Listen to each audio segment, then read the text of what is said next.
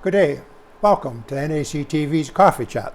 My name is Lyle Watson, and we're pleased to have as our guest today Nicholas Noonan-Robinson, and he is with a chiropractic clinic here in Neepawa, and we are going to talk about activities and the benefits in particular of seniors being more active in today's society. And I'd like to say thank you for joining us and welcome to NACTV's Coffee Chat, Nicholas. Well, thank you for having me, Lyle. I appreciate that. I think we'll just start, just a bit of your personal background. Nicholas, you were kind of born and raised not far from here, I understand. Yes, so I was born in Minnedosa. I grew up there until 2005. We moved here in 2006. From 2006 until 2014, I was in school in Neepawa, graduated high school here, and then went and lived in Winnipeg for just shy of a decade. And then, to say the long story short, Mark Parrott, the owner of the chiropractic clinic, and we used to be neighbors.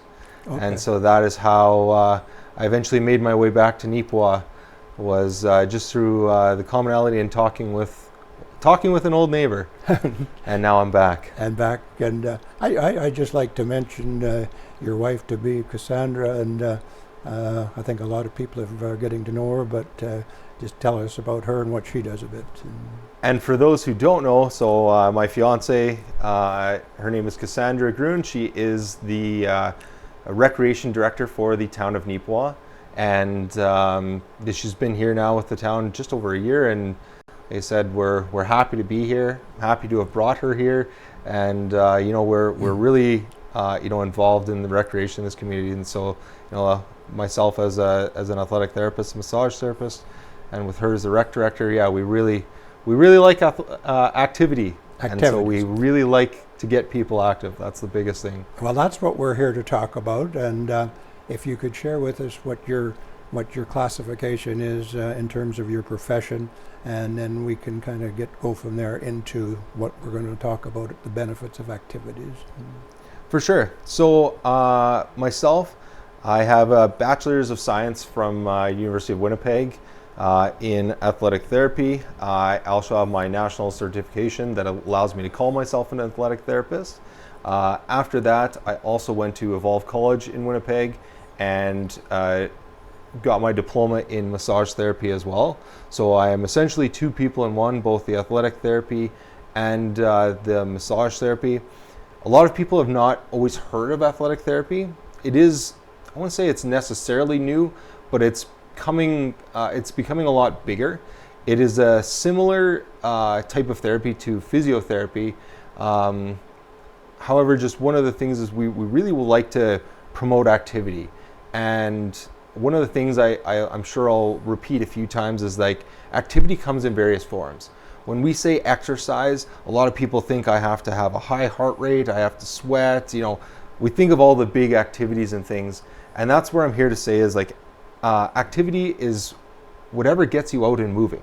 Any type of movement is great activity. And we want to promote more movement. We want to promote more activity with all walks of life. And so that's kind of what I'm here to talk about today. But that's kind of the biggest thing I always try and promote in my profession, is just allowing people to be as active as possible. And I like that thought, because as we grow older, sometimes we can't, or we have some limitations, but the activity can help us lessen those limitations. So I'm just wondering, where does one start, and how often per day or per week do we have to have activities in a kind of a planned form to get the benefits? Of course. So that's a really great question. What I'll stick to is, they say, our golden standard, and that comes from, let's say, people have typically heard of Canada's Food Guide and things like that, but there's also another guide that allows us to talk about activity.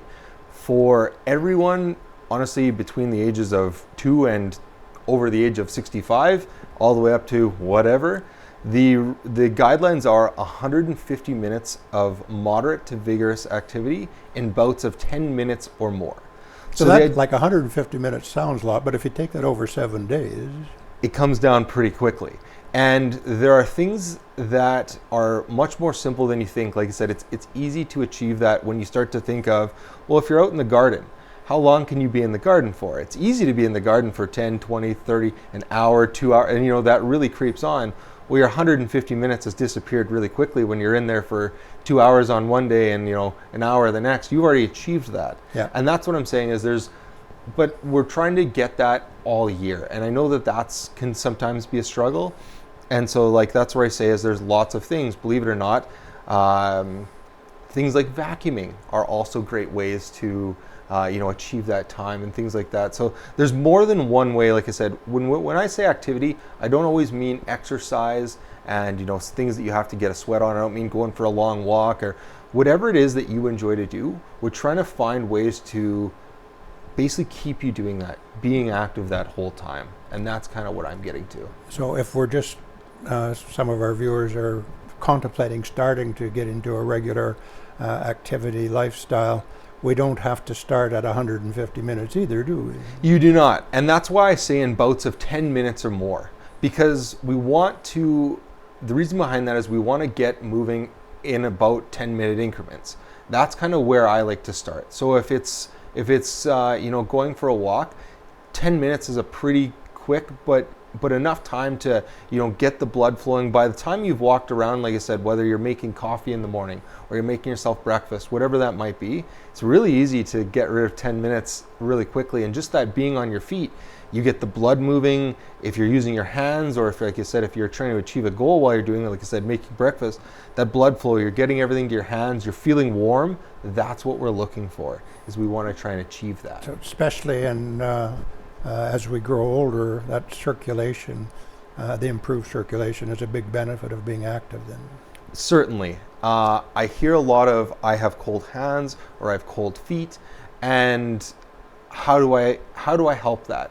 And one of the biggest things is honestly, like I say, just being active. Like I said, in things like if you're someone who likes to knit or if you like to do things with your hands, that's perfect. If we're sitting there, I say even as simple as just sitting there, doing little calf raises and toe raises, just rocking our feet back and forth.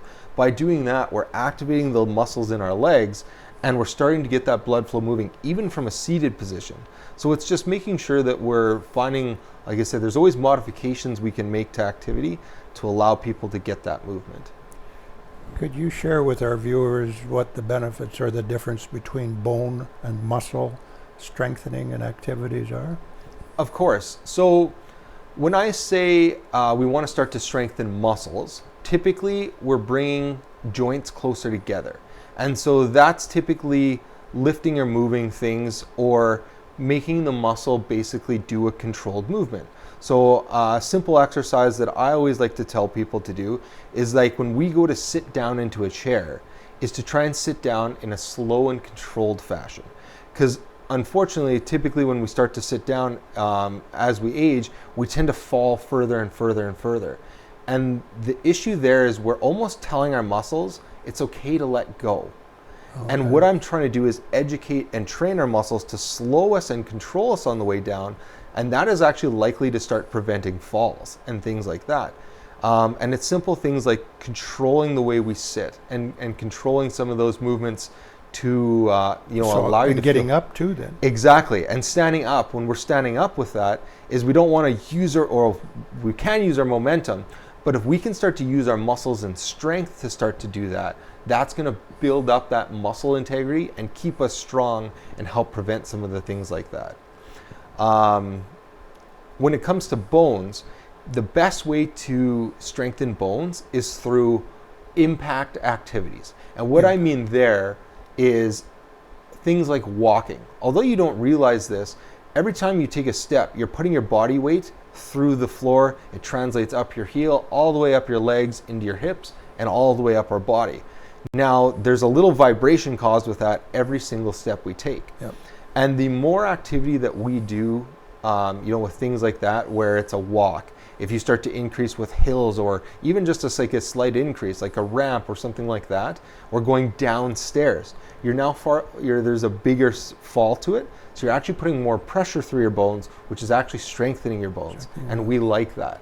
Yeah. And so using things like ramps or stairs or hills, even like I said, just walking, you're already creating those little vibrations that are going to start to strengthen our bones.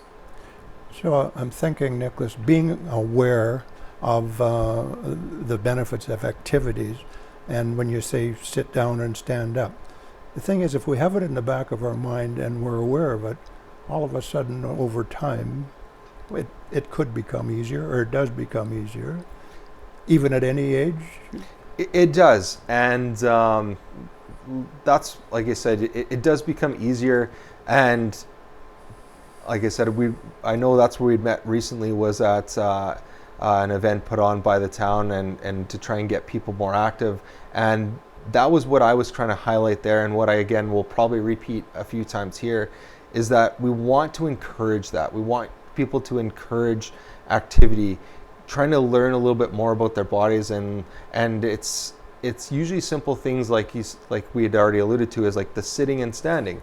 We want people to engage those muscles, because that's what's going to, can possibly prevent falls in the future. If you have that control of our legs and you have a little more balance, that's going to make you feel a lot more comfortable in the winter months. Unfortunately, we have the winter months here. Not everyone gets to get away. And so, having that increased balance and knowing that you're able to do that really helps people both mentally and physically. And so that's kind of the big thing there. Could you tell us about the benefits, the major benefits, and what we really benefit from, or our bodies benefit from regular activity? For sure. Some of the benefits include, like I said, just the blood flow. That's the big one. A lot of people tend to feel cool, clammy, and things like that. That's definitely a big one. The other thing is, like I said, it's I like to use the word training, and people hear the word training and they get scared. What I'm saying with training is, by gaining and starting to do some activity, you're building stronger. We're building better. And honestly, who doesn't want to feel better? And that's kind of the big thing with it, is you're building that muscle tone. You're building strong bones. And you're increasing your cardiovascular response. You're increasing your ability for your heart and your lungs and the oxygen that breathe to get into your body, and you're just making that system work more efficiently. Everyone's always heard of, if you don't use it, you lose it. And yes, that typically is true. The good news is it comes back fairly quickly, and it just takes that little bit of time. So like we alluded to, is that 150 minutes may sound like a lot, but when it starts at 10 minutes and then it starts at 20, and things, like I said, it's simple activities that allow us to get there, it comes up pretty quickly. So on the average, if a person is doing their 150 minutes a day or a week of activities, how long on the average does it take before we start to feel the benefits of that activity? I would say you're honestly going to start to feel those effects immediately if you haven't done so. So one of the big effects that we get out of activity and exercise actually is just the good dopamine release. After you've done something, you usually feel a lot better. And I say it's as simple as something like taking out the garbage. When you take out the garbage, not only do you feel good because, well, the smell's gone, but the other thing too is that you've now achieved a task, and believe it or not, that little bit of activity that you've done has already started to spark you. I'd almost ask you this. How many times have you started, you say, oh, I'm going to go do the dishes, or I'm going to go do the garbage. And then all of a sudden you've done 5 other tasks that weren't necessarily things you were planning on doing, but you're like, well, I'm already up, I might as well do that. Yes. How many times has that happened for you? Well, oftentimes now that I'm more aware of the benefits of being active, and you tend to work towards it, and the more you do it, the easier it comes. And that's kind of the big thing that I'm alluding to, is like, we want people to get that activity. We want people to start doing things like that. And like I said, it's conversing with it too. It's just talking to people, getting out and doing that activity. And like I say, we can modify lots of different activity. My job in my role is to find activity for those who are injured or or things like that, and find ways to get people active again, find ways for them to get back.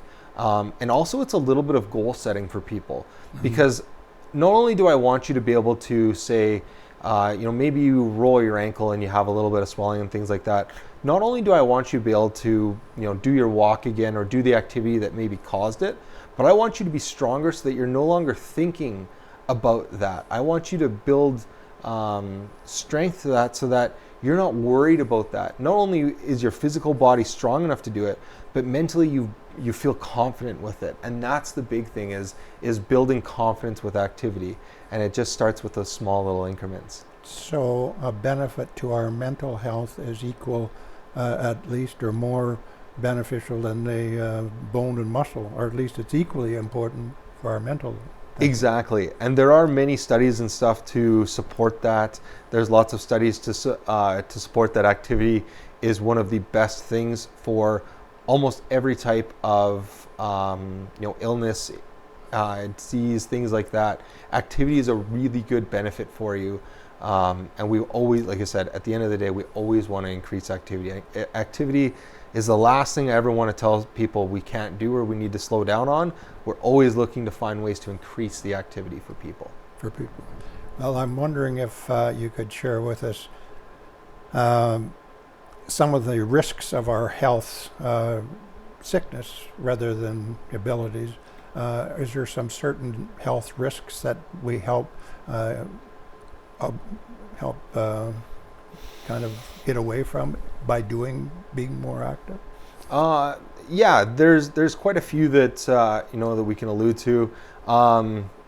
Typically, I say a weight thing is one that I always hear all the time. It's like, how do I lose weight? And it's like, well, one of the best ways is to increase our activity.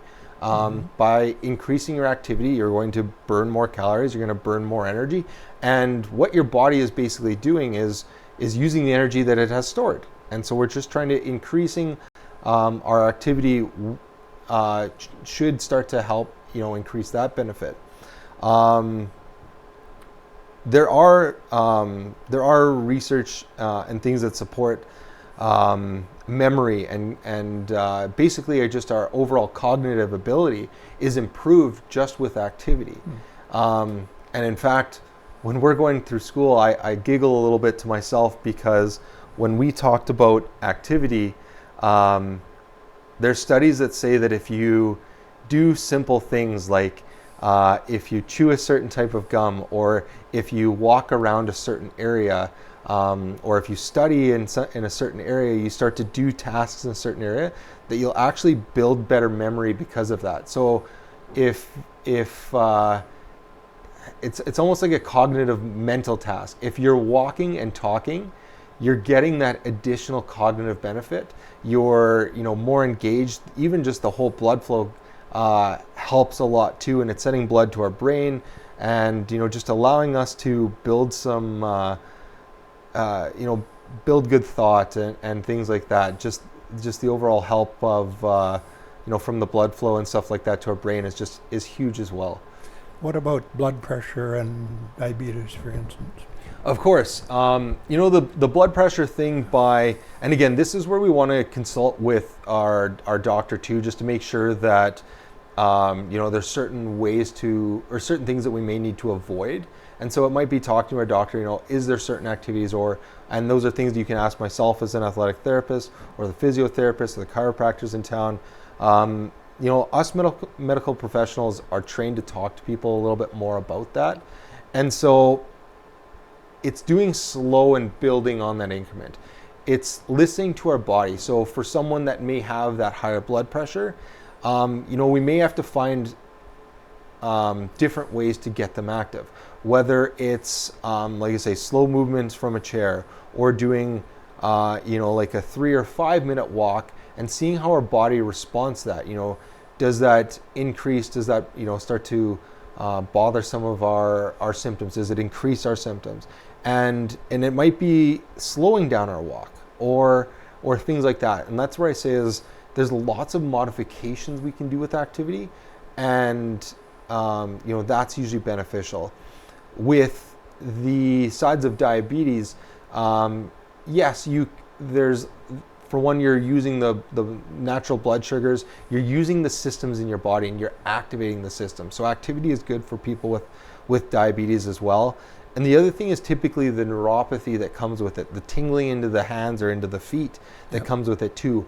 By using those, like I say, by taking a step or by using your hands for activity, you're starting to activate those nerves a lot more, and that starts to help with that as well. And that's what we're usually trying to do with activity, is start to stimulate those nerves, which in turn can start to help either reduce the sensitivity or reduce some of that numbness, or might alleviate some of the severity. So how long it might affect us for some people that are typically sedentary, it really starts to, they'll notice it for longer periods of time that they get that tingling or they get that numbness. And by increasing that activity, they actually start to notice how that can decrease as well. Yeah. One thing I've noticed in elderly people, as time goes on or as we get older, they'll start, for whatever reason, walking bent over and forward, and then they'll tell you that in order to make sure that they don't trip and fall on something, they're better off being bent over looking down. Can you talk about that for a minute? Of course. Now that is a great topic there. As I alluded to, we'd met before in an activity in town here, and I'd always said that unfortunately we typically train ourselves to fall. And as you said, we're usually looking down at our toes to see, what's in front of our feet. But the problem with that is that when we start to look, we start to bring our center of gravity forward. That actually leans us more to the ground. And we've all heard the saying, look where we want to go. When I say that is when we drive or when we're walking, you want to look at where you want to go. If you're walking, through a crowd of people, you're not looking at the people, you're looking at the space and trying to maneuver through. Or if you're driving your vehicle, you're not looking at that ongoing car, you're looking down the road. Because if you look at the car, unfortunately, you're typically starting to steer towards the car. Now, where that relates to us walking is that if we look at our toes or we start to look at the ground immediately in front of us, we're actually starting to lean towards that. And this is where I say is I typically want people to start to look, 10 to 12 feet in front of them, if not a little further. And the reason being is that if you're looking, say, about 12 feet in front of you, if you focus on that object, you can actually still see your feet, or you can still see really close in front of our feet. Whereas if you look at the ground or look at your toes, you can't see what's 4 feet in front of you. Yeah. And so that's where you're more likely to trip is you don't have time to change to what you're going to walk into. Yeah. And like I said, because you're leaning forward, you're bringing your weight forward, your center of gravity starts to lean forward as well, and that also starts to lean us in the direction of falling. And that's where I say is we typically train ourselves to fall more than learning to train to stay upright.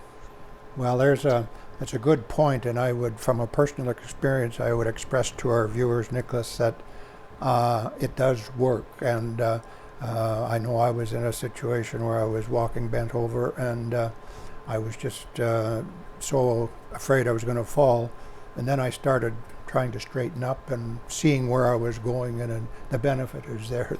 I can attest for that personally, and it's priceless, And some of the other benefits of activities.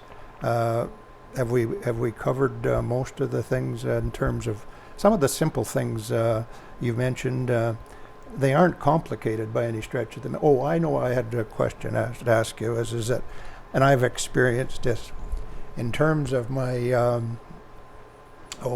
frame of mind when I'm being active. And for example, if I go on a treadmill and all I'm doing is concentrating on the timer. I want it to be 10 minutes there, and I can't get my mind off that.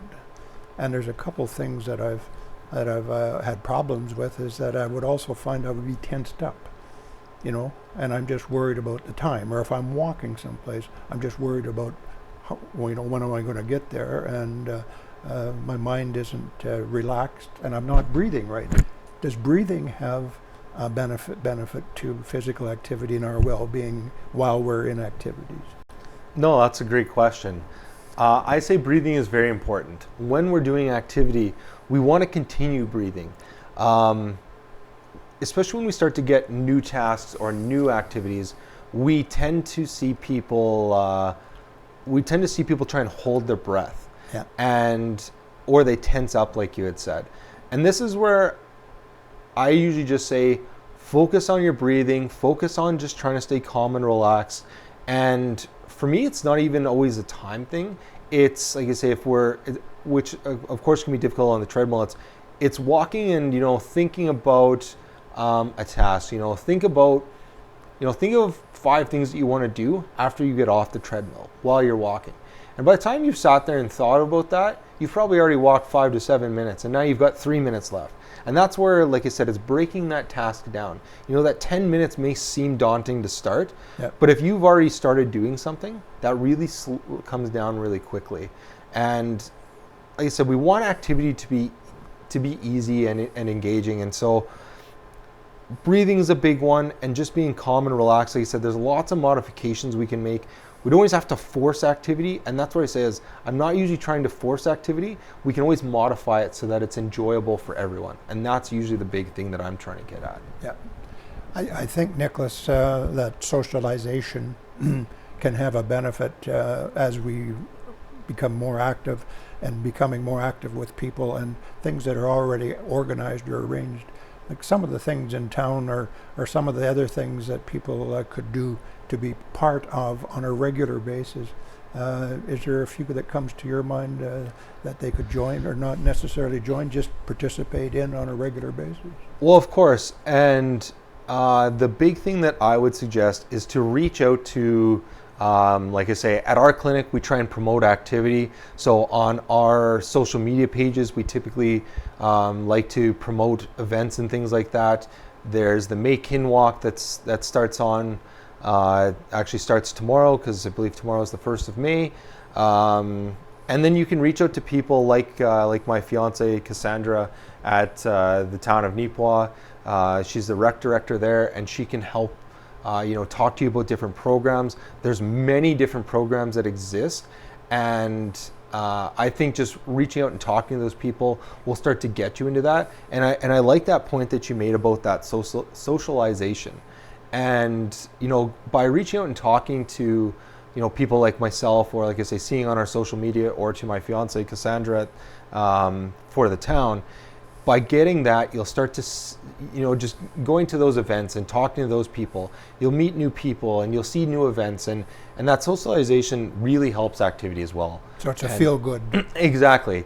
There's lots of benefits. Not only is the activity good, that social aspect, the mental aspect, there's so many great, benefits there. And I just say that's one of the biggest thing I would like us to stick with. And I think we'd be pleasantly surprised if we checked the number of organized events that would be available for us to participate in. Oh, of course. And it's, like I say, the nice thing too is I'm looking at the forecast this weekend, and I'm seeing 24 and 26 for the weekend. Here's your day to, go set a time, go outside, and like I said, if it's that bench that's outside your house, or if you just want to go around the block, just that sunlight on your skin feels nice, and that warm weather. I know we live in the cool climate of Manitoba, but we are blessed with some nice warm weather too sometimes, and that's what I say is get outside and enjoy it. Take advantage. Exactly. Whether that's sitting outside and reading your book, or like I said, tending to the garden, which I'm sure there's some people really eager to get in there now. Yeah. That's exactly what we want you to do. We want you to get outside and get active. Get active. Well, as usual, our time has slipped away quickly on us, Nicholas, and I'm wondering if you have some thoughts, closing thoughts that you would like to share with our viewers here on our coffee chat today. Of course. Like I've alluded to, we want people to be active. It starts really slow. We want people to basically just enjoy their time. There's lots of physical, mental, cardiovascular. There's lots of benefits to activity, and all it starts is in 10 minutes or more. It's very easy to achieve that, and there's lots of benefit to it. So we want people to get active and as active as possible. Yes. I appreciate you for having me, And like I said, we hope people get as active as they can. Well, I thank you for you sharing your thoughts with us about the benefits of activity. And one good thing I was thinking of is for our viewers' benefit, number one is it's free. You don't have to pay to go for a walk around the block. And number two is you don't need an appointment, right? Exactly. Anyways, that's going to conclude our coffee chat here today. And we thank you for watching. And my name is Lyle Watson. Until next time, stay healthy, stay happy, and stay active. Thank you very much. Thank you.